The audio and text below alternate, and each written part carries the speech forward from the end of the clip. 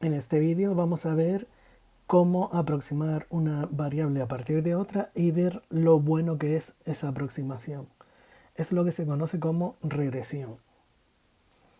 Por tanto, la regresión es la estimación del valor esperado de una variable a partir de un valor determinado de la otra. Vamos a ver un ejemplo de la utilidad de esto.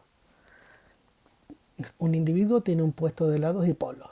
Si la previsión meteorológica dice que las temperaturas van a descender, el dueño del puesto encargará menos género del que venía pidiendo, porque se espera que las ventas sean menores. El asunto está en cuánto debe encargar exactamente y si cree que va a ser buena la estimación o no. Bien, comenzamos con la regresión lineal. Una regresión lineal no es otra cosa que una estimación a partir de una función lineal que no es sino una recta. Por lo tanto, debe tener el aspecto de todas las rectas, es decir, una variable igual a la pendiente por la otra variable más la ordenada en el origen. Cuando se quieren hacer estimaciones de y sabiendo el valor de x, se emplea la recta de regresión que vemos ahí, la de y sobre x. Cuando es al contrario, se emplea la de x sobre y. Ahí tenemos las fórmulas y vamos a verlo en el ejemplo número 11. Aquí tenemos una variable x, una variable y la cantidad de veces que aparecen sus parejas. Como siempre vamos a completar la tabla. El total de observaciones es 64. Vamos a utilizar la misma tabla que empleábamos en correlación. La vamos completando y a partir de esta tabla obtenemos subvarianzas, covarianzas, medias y desviaciones típicas que vemos aquí reflejadas. Bien, vamos a calcular la recta de regresión de y sobre x, porque lo que queremos determinar es qué valor cabe esperar de y si el valor de x es 13. Esta es la fórmula y lo único que tengo que hacer es colocar en cada sitio lo que conozco. Conozco la media de y, conozco la covarianza, conozco la varianza de x y también conozco la media de x. Por lo tanto, los pongo ahí. Para que no sea muy aparatoso voy a operar la división. Y ahora ya veo, bueno, pues si la x vale 13, ¿cuánto vale la y? Pues sustituyo la x por 13 y despejo la y. Si te fijas, lo único que he hecho es poner el 13 donde estaba la x en la ecuación anterior. Y ahora a operar como si no hubiese un mañana. Dentro del paréntesis obtengo menos 5,25. El 18,5156 lo he pasado al otro miembro sumando. Hago esas operaciones. Y al final obtengo que el valor que espero de y es 22,5718. Vamos a hacer un ejercicio. Para el vídeo e intenta hacerlo tú por tu cuenta.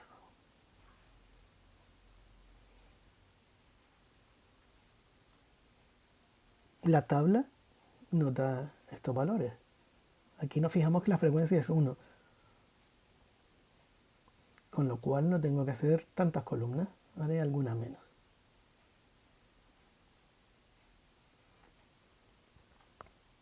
Bien, y con estos valores obtengo la matriz de varianzas y covarianzas, esta.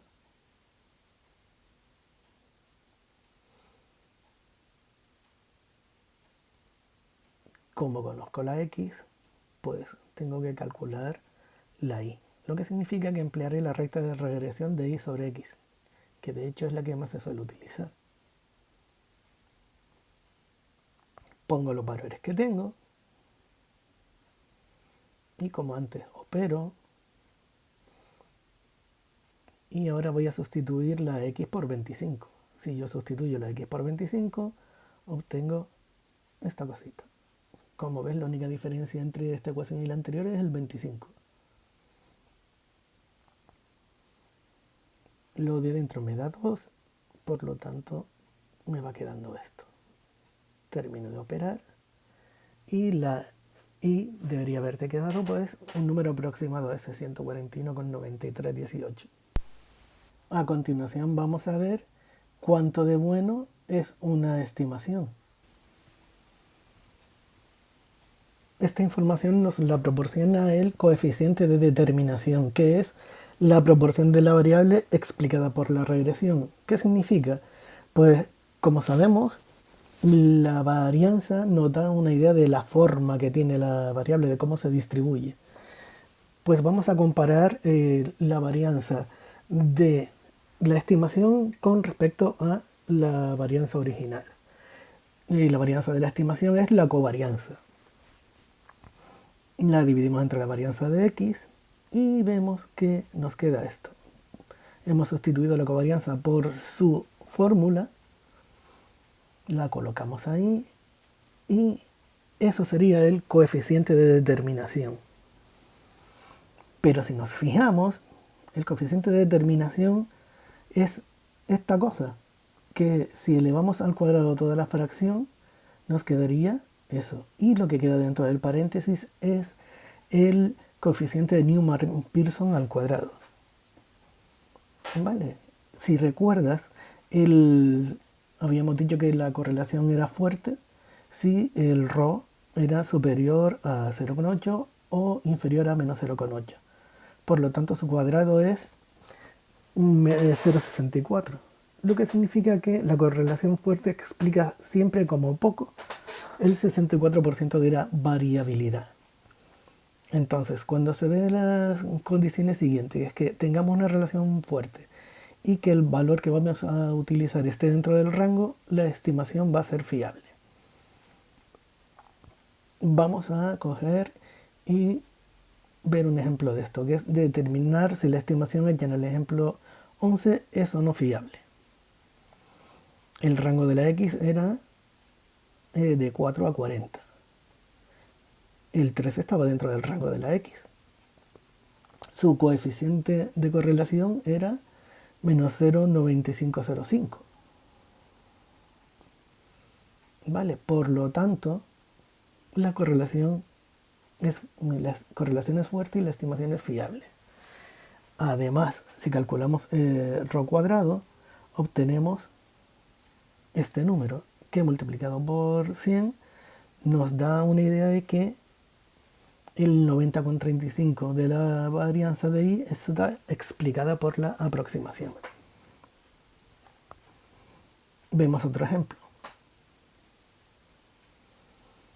Se trata de la variable bidimensional, esta que tenemos a la izquierda, representar su diagrama de dispersión, estudiar su correlación, determinar la recta de regresión de i sobre x, determinar el valor de i si la x es 1, y cómo es de buena esta estimación. Como ves, aquí hacemos un estudio completo de todo lo que hemos visto en este tema. Bien, empezamos viendo la suma de los totales de las variables. Además, como todas le suponemos frecuencia 1, nos basta con estas tres columnas. Empezamos por la nube de puntos, que es fácil de representar porque todos tienen frecuencia 1. No tienen ningún secreto y es esto de aquí. Para estudiar su correlación necesitamos su media, varianza, desviación típica, covarianza, y esta nos la ofrece la matriz de varianza y covarianza. Como ves, bueno, ya sabes cómo calcularlo. Ahí simplemente te pongo los resultados. Bien, para estudiar su correlación lo que voy a hacer es calcular su coeficiente de correlación, que es este, nos da menos 0,9632. Por lo tanto, se trata de una correlación estadística inversa fuerte. Determinar la recta de regresión de i sobre x. Bueno, cogemos nuestra fórmula y sustituimos la media de i, la media de x y la covarianza y la varianza de x y obtenemos este resultado. Por lo tanto, esto es lo mismo que esto de aquí. Esta última sería la recta de regresión de i sobre x. Y por último, si la x vale 1, sustituimos el 1 en nuestra recta de regresión. Y ahora con operaciones simples obtenemos un valor para i. Es decir, que nuestra y es más o menos 4,469. Bien, el 1 está dentro del rango de la x, puesto que el rango de la x va de 0 a 8. Tiene una correlación fuerte, por lo tanto la estimación es fiable. ¿Y como cuánto de bueno? Pues esta correlación nos explicaría el 92% o el 93% de la varianza de I.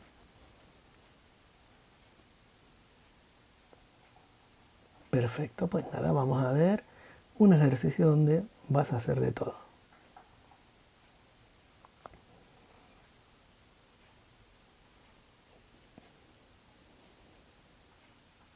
Bien, pues para el vídeo y empieza a hacerlo. Bueno, pues para ver cómo es la correlación de las variables necesitamos todos sus parámetros, así que vamos a necesitar medias, varianzas, covarianzas, coeficientes de correlación, etc. Así que empezamos a trabajar la tabla. Bueno, el total de observaciones es 9, porque como vemos solo se presentan una vez las parejas. Con lo cual hay que calcular, como siempre, menos columnas. Calculamos la suma de ambas. Ahora calculamos el cuadrado de x, el cuadrado de y x por y. Y sus sumas, por supuesto. Venga, comenzamos el cálculo. La media de x será 707 dividido entre 9. Es decir, ese número. Su varianza sería 57.557 dividido entre 9 menos la media al cuadrado. Es decir, eso. Y la desviación típica es la raíz cuadrada de la varianza. Por lo tanto, sería eso. Vamos con la otra variable. Y sería igual, la media de y sería 658 dividido entre 9, que da aproximadamente 73,1111. Su varianza sería 51.980 entre 9 menos 73,111 al cuadrado. Por lo tanto es 430, 32,26. Y su desviación típica es la raíz cuadrada de este último número. Por lo tanto, 20,7442. Además, su covarianza es 53.258 dividido entre 9 menos el producto de las medias. En este caso, nota esto. Bien, con esta información podemos completar su matriz de varianza y covarianza, más que nada para tener todo a mano. Con toda esta información puedo calcular el coeficiente de correlación y averiguar qué tipo de relación mantienen las variables. El coeficiente de correlación, recordamos que es la covarianza dividida entre el producto de las desviaciones típicas. En este caso, el coeficiente de correlación es 0,561, que al ser inferior a 0,8 nos dice que es una correlación débil. Al ser positivo nos dice que es directa. Bien, vamos ahora a estimar los coeficientes de regresión, es decir, vamos a ver cuál es la recta de regresión de y sobre x. Recordamos que la fórmula de la recta de regresión es esta. Sustituimos la media de y, la media de x, la covarianza y la varianza de x en la ecuación y obtenemos esto. Ahora aquí, sin más que ir operando, pues vamos a obtener esta cosa de aquí. Por lo tanto, la recta de regresión de y sobre x sería esto, que no es más que terminar de operar la expresión anterior. Los coeficientes de regresión serían los numeritos que quedan con la x y con la y. La pendiente, recordemos que en una recta es el número que acompaña a la x, y la ordenada en el origen es el número suelto que nos queda. Y esta recta la vamos a emplear para la estimación final. Estimar la calificación del examen final de un estudiante que haya obtenido una calificación de 85 en el informe del primer trimestre. Pues lo que hacemos es utilizar nuestro aproximador, nuestro estimador, y cambiar la x por 85. Así operando obtenemos los resultados siguientes. Es decir, que estimamos que la calificación en el segundo trimestre sea de un 78,1197, que dado que la correlación era débil, pues no es muy fiable. Pasamos al siguiente ejercicio. Para el vídeo y hazlo tú. Bien, como vemos, tenemos 10 parejas. Estamos relacionando el grado de extroversión con la estabilidad emocional. Para aprovechar que está así, voy a hacer estos cálculos en horizontal, al revés de como he hecho hasta ahora. Bien, lo primero que necesito saber es la cantidad de datos, que en este caso es 10. Ahora voy a calcular la suma de las x y de las y. Y a continuación voy a poner las tres columnas que necesito, que son x al cuadrado, y al cuadrado y xy. Y por supuesto calcular sus sumas. Con estos datos obtengo la matriz de varianzas y covarianzas. Esto significa que tú debes haber obtenido en la x una medida de 5,2, en la y una medida de 6,5, la varianza de x 3,76, siendo su desviación típica 1,9391, la varianza de y 5,45 y su desviación típica 2,3345 y la covarianza menos 0,6. Bien, a partir de aquí voy a utilizar la recta de regresión de y sobre x. Sustituyo y obtengo esto. Por lo tanto, la y me va a quedar de esta manera. Voy a llevarla hasta la parte final. Es decir, que y es igual a menos 0,1596x más 7,3299. Si te fijas, lo único que he hecho es operar hasta dejar solo la y la x con un solo número y un número suelto. Bien, me aprovecho de esto. Y ahora, ¿cuál sería el nivel de estabilidad ajustado para un sujeto cuyo grado de extroversión fuera 0? Pues lo que debo hacer es sustituir la x por 0. Por lo tanto, me queda que es esto, que coincide con la ordenada en el origen de la recta. Recuerda el término sin x. ¿En cuánto se diferencian las puntuaciones ajustadas de los sujetos con puntuaciones consecutivas en grado de extroversión? Es decir, ¿qué pasa si yo utilizo un valor de x y el siguiente? Entonces, para el siguiente sería ese.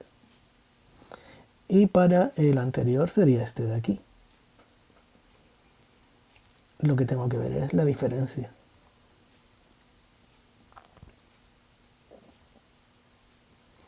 Es decir, me queda la pendiente.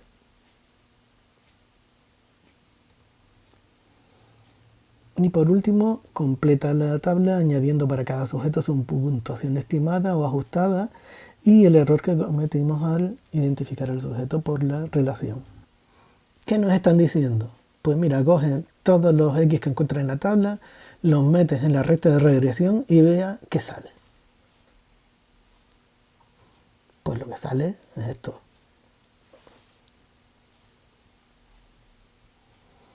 Y ahora su diferencia, pues lo que vamos a hacer es restar las y.